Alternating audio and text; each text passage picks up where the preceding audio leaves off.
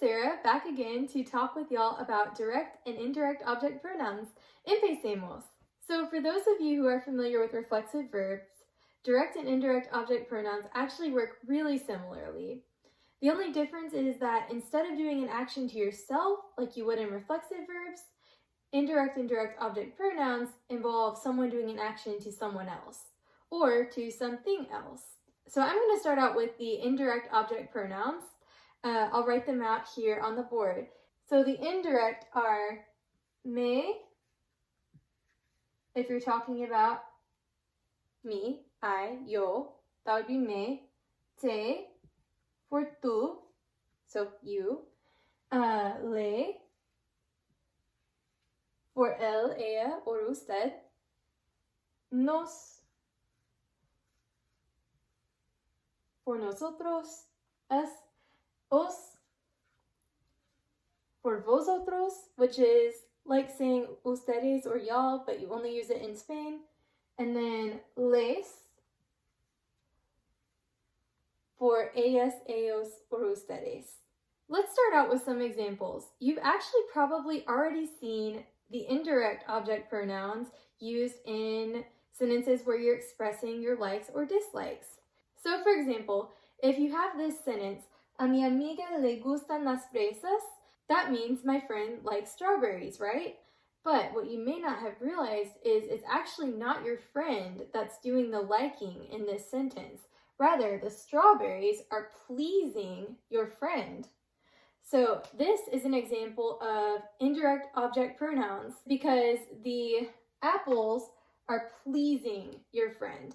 They're doing this action of pleasing, gustar, to your friend. The le in this sentence represents your friend. Let's try putting it into practice. So if we have this example sentence, Juan compra un regalo para tú. What if we want to say Juan buys a gift for you using an indirect object pronoun for you? So tú. So let's think about our indirect object pronouns in our head. So we've got me, te, le, nos, os, and les. So which one of those represents tú? Te, right? So let's erase the sentence. Juan compra un regalo para tú. And instead, let's say Juan te compra un regalo. So here is our indirect object pronoun right there. That te is our indirect object pronoun. So it says Juan buys a gift, and then he's doing it for you. He's doing it to you. So te is you. So he's buying it for you. Juan te compra un regalo. So the order of the words is a little bit different, but practice is the key here. Just as soon as you remember the form for it, it gets much easier. All of the indirect object pronoun sentences, they go in this order with the pronoun, in this case our te, going right before the verb. So let's try it with another example sentence. So let's try it with Maria trae una rosa a usted. So Maria brings a rose to you, formal you. So if we look at this and we want to say Maria brings a rose to you with a pronoun for that usted. So we think through our pronouns. We have me, te, le, nos, os, les. Which one is usted? It's le, right? So let's take this and replace it. So let's erase usted and let's see where we put that le to replace it. So it goes, let's find our verb, traer, right? So we know our pronoun's going to go right before it. So we have Maria le trae una rosa. Maria brings formal you a rose. Let's go ahead and move on to direct object pronouns. So these are almost the same in a lot of ways. So we have me, te, for tú, nos for nosotros, and os por vosotros, which are all the same. But then when we get to the él, ella, usted, and ellos, ellos, ustedes form, then it becomes a little bit different. So for the singular, él, ella, or usted. We have these two forms depending on the gender of the word that you're talking about, the noun that you're talking about. So we have lo and we have la. And here's where the big distinction comes. Not only can these mean him, her, or formal you, they can also mean it. So a singular, non-living object. So if we want to do plural, so we've got ellos, ellas, or ustedes, we have los, and we have las. So that is them. If you're talking about people, you can say like multiple people, but it can also mean multiple objects. So this lo and la can be one person, or it can be a singular object. This los and las can be multiple people, or it can be a plural object. So let's use it in an example when we want to say it. Tina compra una falda. Tina buys a skirt. But what if we want to say just Tina buys it? So we look at this. It's una falda, right? So we know we have two forms of the word for it, right? It can either be lo or it can be la, depending on the gender. Well, falda, we can actually see right here in this word una, that tells us right there that it is feminine. Also, when a word ends with an A like this, it usually is feminine. So that means we're going to use la.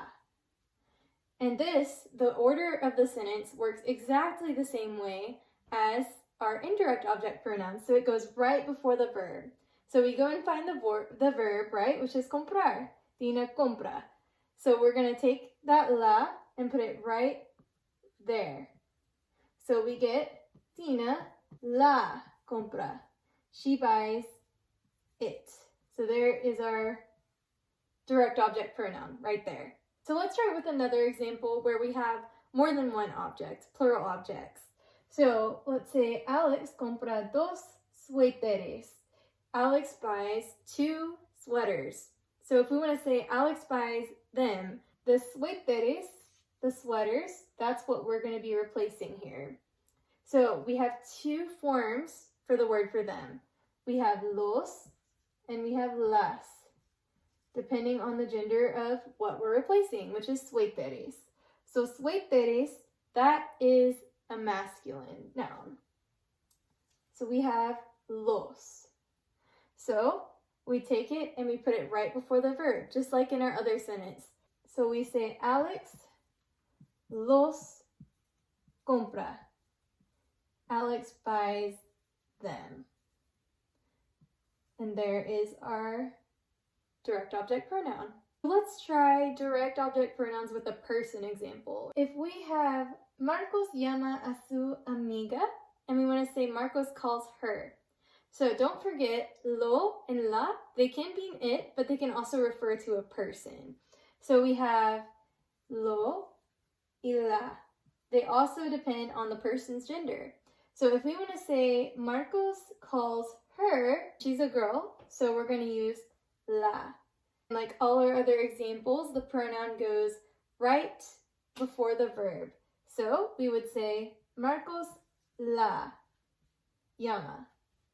Let's try one more. Let's try you call me. Tú llamas a yo. So we want to replace the yo for me, right, with our pronoun. With me. So me, te, nos, and nos are the same in direct and indirect. So we take that me and we put it in the same place.